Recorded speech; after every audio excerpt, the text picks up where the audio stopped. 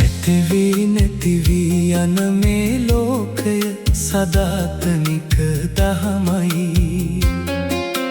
තමා තුළම ඇති සත්‍ය සොයන්නට සිතම තමා කැඩපතයි.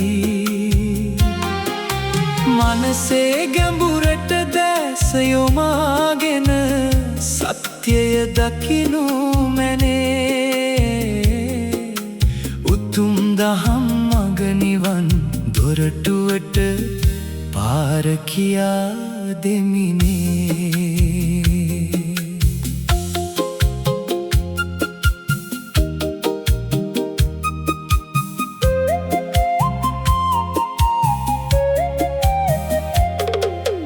දියුණු දහම අද ලොවට මුදා හැර වෙළඳාම් කරන කල බල තණ්හා පිරිසිත් දූෂිත වී නොමග යවති හැම බල. එන මුදුමෙහි අග පසක් කරගත් පින්වත් සිත් ඇත්තෝ සිත සුවපත් කර ඵල නෙලා ගනිති සැබෑ මග දන්නෝ.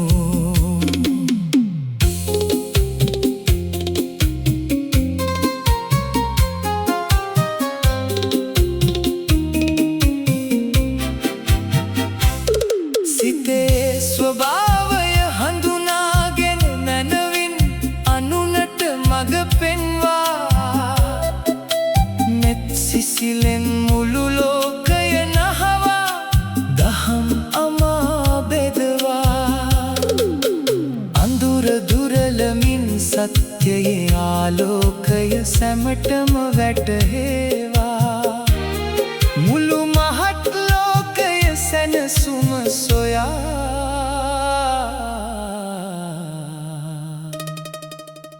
දහමට යොමු වේවා.